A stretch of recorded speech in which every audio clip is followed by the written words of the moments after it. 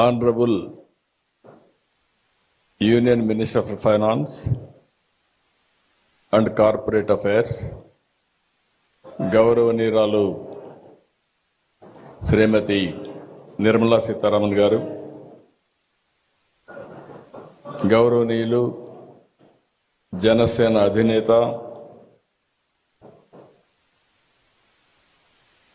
ఈరోజు ఈ గవర్నమెంట్ అంతా సమర్థవంతంగా పనిచేయడానికి పూర్తిగా సహకరిస్తున్నటువంటి మిత్రులు పవన్ కళ్యాణ్ గారికి, యూనియన్ మినిస్టర్ చంద్రశేఖర్ గారికి, గౌరవనీయుల నారా లోకేష్ గారికి, పయ్యావుల కేశవ్ గారికి, నారాయణ గారికి, secretary department of financial services, ministry of finance, government of India Nagaraju గారు, ఆనరబుల్ ఎమ్మెల్యే శ్రవణ్ కుమార్ గారు, డిఫరెంట్ బ్యాంక్స్ సంబంధించిన chairpersons, MDs, CEOs of banks, అదే మరి ఫైనాన్షియల్ ఇన్స్టిట్యూషన్స్, అదే మరి ఈ కార్యక్రమానికి వచ్చినటువంటి రైతు సోదరి సోదరుమణులందరికీ నమస్కారాలు, అభినందనలు, శుభాభినందనలు. ఇటీవలే ప్రధానమంత్రి గారు వచ్చి మళ్ళీ పనులు పునఃప్రారంభించారు. మీ అందరికీ ఒక ఆలోచన ఉంటుంది. 2014లో నూతనమైన రాష్ట్రం ఏర్పడిన తర్వాత ఏ విధంగా ముందుకు పోవాలని ఆలోచించినప్పుడు నాకు అండగా వచ్చి మీరు రాజధాని కట్టాలనుకుంటున్నారు, మేము సహకరిస్తామని మొట్టమొదటిసారిగా వచ్చి చెప్పింది అమరావతి రైతులని చెప్పి మరొకసారి విజ్ఞప్తి చేస్తున్నారు. ఒక స్ఫూర్తిదాయకమైన నిర్ణయం. ఇది ప్రపంచంలో ఎక్కడా జరగలేదు. ఇంత స్ఫూర్తితో దగ్గర 29,000 మంది రైతులు 34,000 ఎకరాల భూమి స్వచ్ఛందంగా ముందుకొచ్చి ల్యాండ్ పూలింగ్లో మేము ఇస్తామని ఆ రోజు వాళ్ళు అనౌన్స్ చేసినప్పుడు, ఈ రోజుటికి కానీ ఇంకా భవిష్యత్తులో కూడా జరుగుతుందో నాకు తెలియదు కానీ ప్రపంచంలోనే స్ఫూర్తిదాయకమైనటువంటి ల్యాండ్ పూలింగ్ జరిగిన ఏకైక ప్రాంతం అమరావతి అని చెప్పి కూడా నేను మీకు తెలియజేస్తున్నా. ప్రధానమంత్రి గారు వచ్చి పనులన్నిటికీ పునఃప్రారంభం చేశారు. పనులు కూడా స్పీడ్ అందుకున్నాయి. 2028కి పూర్తిగా, మార్చికి పూర్తిగా కంప్లీట్ చేసేట్టుగా దానికి ముందుకు పోయే పరిస్థితికి వచ్చాం. అయితే ఈరోజు ఈ పనులు జరుగుతున్నాయంటే దానికి కారణం ఇక్కడున్న ఫైనాన్స్ మినిస్టర్ నిర్మలా సీతారామన్ గారు అని చెప్పి మనస్ఫూర్తిగా మీ అందరికి విజ్ఞప్తి చేస్తున్నా. ఒక ఇంపాసిబుల్ థింగ్ ప్రారంభించాం. పనులు స్పీడప్ చేసే సమయంలో గవర్నమెంట్ పోయింది. 5 ఏళ్ళు విధ్వంసం జరిగింది. మళ్ళీ ఈ గవర్నమెంట్ వచ్చిన తర్వాత మొట్టమొదటిసారిగా ఒక మాటలో చెప్పాలంటే మాకంటే స్పీడ్గా 15,000 కోట్ల రూపాయలు అమరావతికి డబ్బులు ఇవ్వడమే కాకుండా పన్నులు ప్రారంభించమని భరోసా ఇచ్చిన వ్యక్తి నిర్మలా సీతారామన్ గారు అని చెప్పి నేను మీకు తెలియజేస్తున్నా. అక్కడి నుంచి ఈరోజు మీరు చూస్తే 15 బ్యాంకులు, వివిధ బీమా సంస్థలు, 1334 కోట్లతో ఈరోజు ఇక్కడ ఫౌండేషన్లు వేసుకున్నాం. I'm requesting all bankers, nowhere in the country there is a financial city. Only financial district I created in Hyderabad long back. This is another financial city I am creating. This is the first of its kind, one place, all banks and also financial institutions are coming here. దీంతో 6,576 మందికి ఉపాధి వస్తుంది. ఈరోజు మీరు చూస్తే Andhra Pradesh Gramina Bank, Central Bank of India, AP Cooperative Bank Limited, Bank of India, Canara Bank, State Bank of India, Union Bank of India, Bank of Baroda, Indian Bank, NABARD, Punjab National Bank, Indian Overseas Bank, IDBI Bank, LIC, New India Assurance Company Limited. ఇవన్నీ కూడా ఇక్కడికి వచ్చాయి. మనస్ఫూర్తిగా మీ అందరికీ స్వాగతం పలుకుతున్నా. ఈరోజు land is given to you, foundation we have laid by honourable finance minister గారు. I'm requesting with record time you have to complete this project. That is where all buildings you have to do one of the most beautiful buildings. You have constructed so many things. You may not get this opportunity again. Why I am saying, we may improve buildings, you may construct buildings. In new city, that to capital, rare opportunity to get to build new buildings. This city we are building differently. For all those things, we need your cooperation and support for building not only Amaravati and also state of Andhra Pradesh. I am very happy today. If you see here, our Honorable Prime Minister, we were in 11th economic status, that is 2014. Largest economy for 11. Now we have come to 4th largest economy. Next year we are going to reach 3rd largest economy. Always I am saying one thing, all bankers are here. I used to quote always, in family, in house, finance minister is only woman. Men will go and get some money, they will give it to women. How to manage, we will leave it to our family members. Who is the head of the family, particularly woman. She is the finance minister of a family. Today, you are seeing the restructuring everything. Honorable Finance Minister is doing wonderful work. I have seen so many finance ministers as on today. With my 45 years career and 4th time as Chief Minister, I have seen my own ministers, I have dealt with Union Finance Ministers. But the way she is thinking and restructuring and also everything, how she is working, if you can go through amazing experience for me also, person like me, never I praise anybody. Really, I am telling, by seeing her capability and also by seeing our Honorable Prime Minister efficiency, I don't have any doubt India will reach 3rd place another 1 year. By 2038, 2nd place. By 2047, number 1 globally, India will reach. It is going to happen. In that, we need bankers here to move in that direction. There is no compromise for first place. Everything is possible, but we need more and more leaders. Honorable Prime Minister is leading. Honorable Finance Minister, she is doing extraordinary work. Only one example I will tell. Super GST. Nobody imagined. And also all opposition parties. Even my secretaries came and told me, sir, if you do this, Andhra Pradesh will have so many difficulties.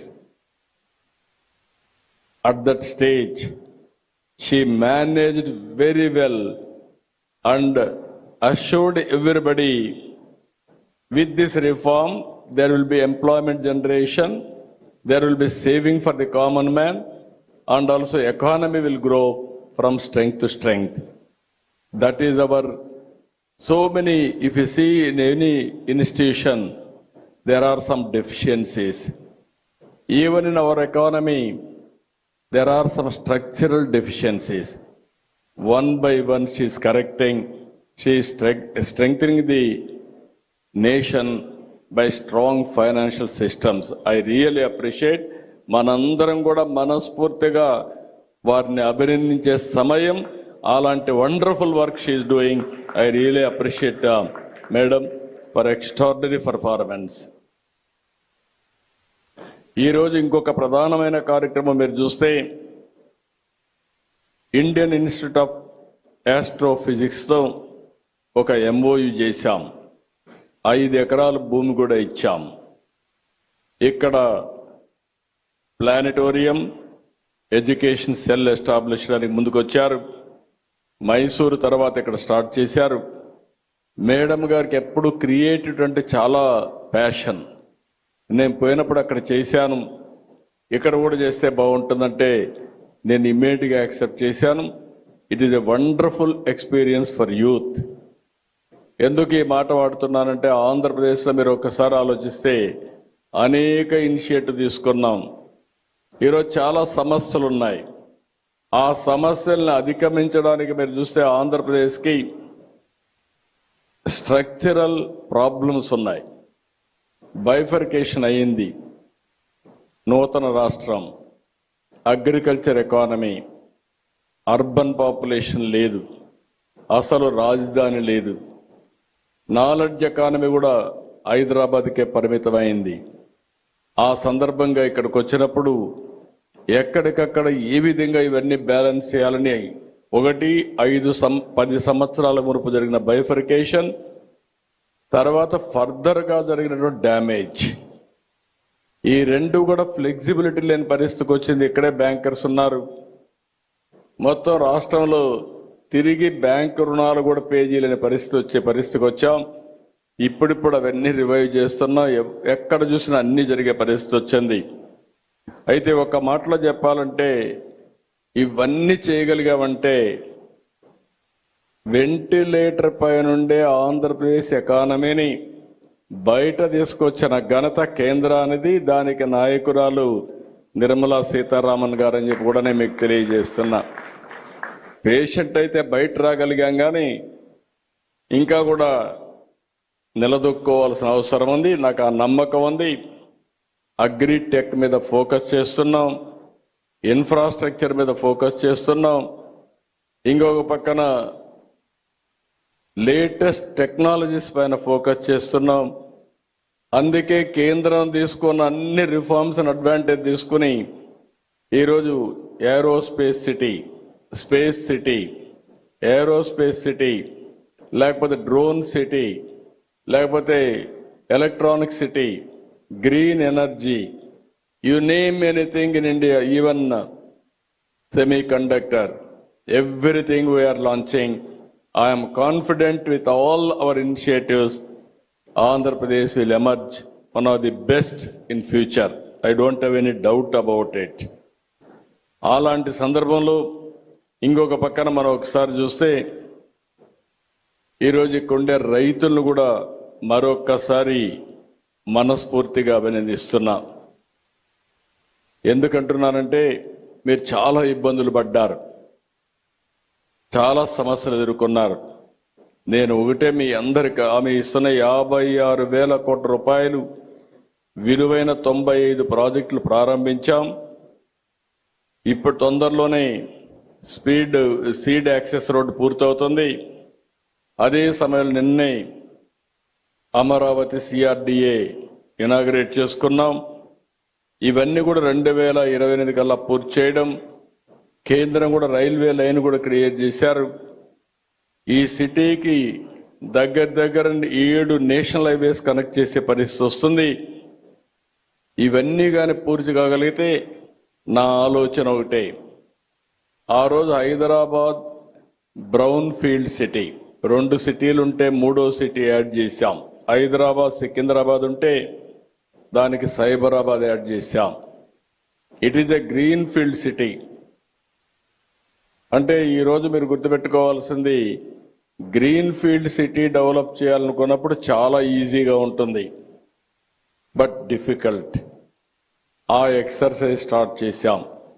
Tomorrow భారతదేశం గర్వపడే విధంగా ఈ Amaravati రూపుదిద్దుకోవడం guarantee అని మరొకసారి మీ అందరికి హామీ ఇస్తున్నా. You name anything, green buildings, green energy, and also all ఒక వాటర్ అయితే plenty of water, blue, green, and also beautification. If you see, nowhere in the country this type of hills. All these combinations we are going now, all utilities underground, that is duct, no cutting of roads. We are going to spend huge amount of money on green cover and also net zero. These are all the new concepts we are bringing. Ultimately, except green energy, even regular power we may not use in Amaravati. That is the speciality in Amaravati. I'm very happy to announce all of you, all bankers after retirement, this will be the city you have to settle here. You will have more premium of 20-30 years lifespan. That is our guarantee. It is going to happen. This will be the best city. We are going to make it. As on today, మీరు చూస్తే VIT, SRM, NID, BITS Pilani, India international university of legal education and research, ఇవే కాకుండా ఇంకా చాలా universities, ప్రపంచంలో ఉండే best universities అన్ని అమరావతికి వస్తాయి. ఇంకొక పక్కన మీరు చూస్తే క్వాంటమ్ వ్యాలీ, క్వాంటమ్ కంప్యూటర్ వచ్చింది, జనవరికి అంతా స్టార్ట్ చేస్తాం. All banks are aware the value of quantum computing. కాబట్టి రాబోయే రోజుల్లో అక్కడనే మీకు ఒక టవర్ కూడా ఇచ్చి అవసరమైతే ఆల్ యువర్ ట్రాన్సాక్షన్స్ ఏ విధంగా సేఫ్గా చేయాలనో చేసే పరిస్థితి వస్తుంది. This city, finance city will be different compare to all your operations. All financial సర్వీసెస్ని ఇంకా నెక్స్ట్ లెవెల్కి తీసుకుపోవడానికి ఏం చేయగలుగుతామో చేసే విధంగా మనం ముందుకు పోయే పరిస్థితి వస్తుంది.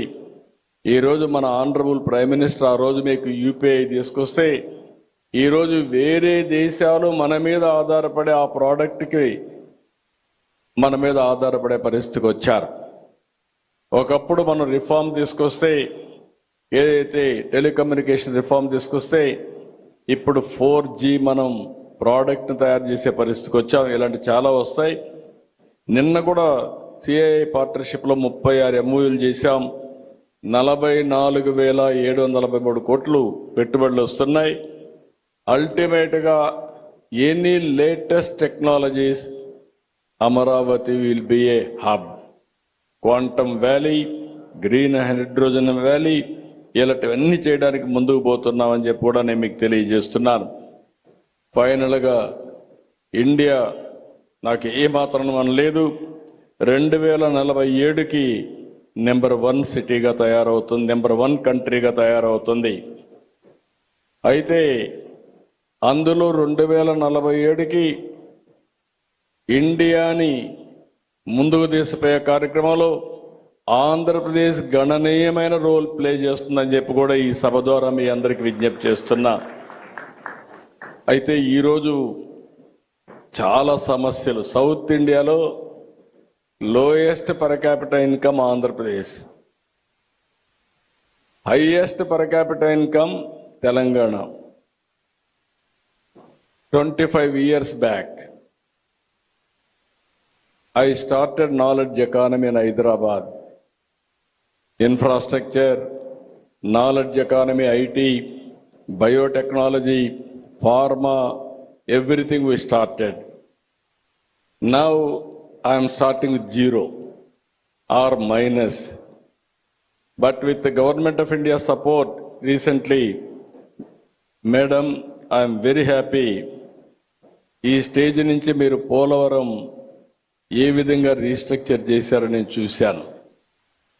ఆశ వదులుకున్న పోలవరాన్ని మళ్ళీ డయాఫామ్ వాళ్ళు కూడా కొత్త మీరు ఏమాత్రం కాంప్రమైజ్ కాకుండా మీరు డ్యామేజ్ అయింది. దీనివల్ల భవిష్యత్తులో చాలా సమస్యలు ఉంటాయి. అదనంగా డబ్బులైనా పర్వాలేదు అంటే దగ్గర దగ్గర 400 కోట్లతో ఒక డయాఫామ్ వాల్ కట్టి దాన్ని రిపేర్ చేస్తే 200-300 కోట్లు అవుతుందంటే కాదు, కొత్తగా వెళ్ళమని అదనంగా 1000 కోట్ల రూపాయలు శాంక్షన్ చేసి ఆ ప్రాజెక్టును పూర్తి చేసే బాధ్యత తీసుకున్నారు. I'm assuring you by 2027 before March we wanted to complete the project and we want to dedicate to the nation. That is our commitment. We are working. 2028కి మీ అందరి సహకారంతో అమరావతి ఒక స్థాయికి వస్తుంది. ఇంకొక పక్కన విశాఖపట్నం స్టీల్ ప్లాంట్, ఎన్నో ఉద్యమాలు జరిగాయి. విశాఖ ఉక్కు ఆంధ్రుల హక్కుని ఉద్యమాలు చేసి ప్రాణ త్యాగాలు చేసి ఆ ప్రాజెక్టు సాధించుకుంటే ఇటీవలది సిక్ అయ్యే పరిస్థితి వచ్చింది, ప్రైవేటైజేషన్కు పోయే పరిస్థితికి వచ్చింది. ఆ సందర్భంలో తెలుగు ప్రజల యొక్క సెంటిమెంట్ని కాపాడడానికి మీరు ముందుకొచ్చారు. మీరు పడిన తపన నేను చూశాను. దాన్ని ఏ విధంగా స్ట్రక్చర్ చేయాలో చేయడమే కాకుండా మళ్ళీ దీన్ని ముందుకు తీసుకుపోవడానికి కాంపిటేటివ్గా తయారు చేయడానికి ఏమేం చేయాలో అవన్నీ చేశారు. అదే మరి బిగ్ ప్రాజెక్ట్స్ మీరు చూస్తే రిఫార్మ్స్ వచ్చిన తర్వాత మొట్టమొదటిసారిగా $15 బిలియన్ వచ్చిన ఏకైక ప్రాజెక్టు గూగుల్ విశాఖపట్నంలో data centre and artificial intelligence. అది వచ్చినప్పుడు వాళ్ళు కొన్ని అనుమానాలు ఇవన్నీ అడిగితే వాళ్ళ అనుమానాలన్నీ నివృత్తి చేసి ఆ ప్రాజెక్టు విశాఖపట్నానికి వచ్చిందంటే అది పూర్తిగా మీ సహకారం, ప్రధానమంత్రి ఆశీస్సులు. దీనికి మనస్ఫూర్తిగా మీకు ధన్యవాదాలు, కృతజ్ఞతలు తెలియజేస్తున్నానని చెప్పి కూడా నేను మీకు తెలియజేస్తున్నాను. ఇది కాకుండా ఆల్వేస్, ఎందుకంటే మీరు చేసే ఈ అభివృద్ధిలో ఈ రాష్ట్రం కూడా భాగస్వాములు కావాలి. అందుకే ఈరోజు పోలవరం పూర్తయిన తర్వాత అన్ని రాష్ట్రాల కంటే ఆంధ్రప్రదేశ్కు ఒక అడ్వాంటేజ్ ఉంది. గోదావరి, కృష్ణ, దీంట్లో కూడా గోదావరిలో ఎక్కువ నీళ్లు సముద్రానికి పోతున్నాయి. ఆవరేజ్న 100 సంవత్సరాలు చూస్తే 2800 టీఎంసీ నీళ్లు సముద్రానికి పోతున్నాయి. అందులో 200 టీఎంసీ నీళ్లు వాడుకోగలిగితే కరువు అనే మాట ఈ రాష్ట్రంలో రాదు. దానికి ఒక ప్రాజెక్ట్ తయారు చేశాం. అదే ప్రాజెక్ట్ మీరు చూస్తే పోలవరం నుంచి నల్లమల రిజర్వాయర్కి ఈ ప్రాజెక్ట్ని మీరు కానీ ఈ సంవత్సరం పూర్తి చేస్తే దాన్ని ముందుకు తీసుకెళ్ళి 3 సంవత్సరాల్లో పూర్తి చేయగలిగితే ఆంధ్రప్రదేశ్ రాష్ట్రానికి ఇది ఒక వరంగా తయారవుతుంది. రాయలసీమ కూడా సస్యశ్యామలం అవుతుంది. నీటి సమస్య పరిష్కారం అవుతుంది. ఇది ఏ రాష్ట్రానికి కూడా సంబంధించిన ప్రాజెక్టు కాదు. సముద్రం లేకపోయే మిగులు జలాలు వాడుకొని ఈ రాష్ట్రాన్ని అభివృద్ధి చేసి దేశ ఆర్థిక వ్యవస్థకు తోడ్పాటిచ్చే పరిస్థితి వస్తుంది. దీనికి సహకరించవలసిందిగా మేడం గారిని కోరుతున్నా. రెండోది, మీరు ఒకసారి చూస్తే రాయలసీమ, ఒకప్పుడు రాయలసీమ రాళ్లసీమగా మారిపోతుందని, ఎడారిగా మారిపోతుందనే పరిస్థితికి వచ్చింది. తాగేదని కూడా నీళ్ళు లేని పరిస్థితి వచ్చాయి.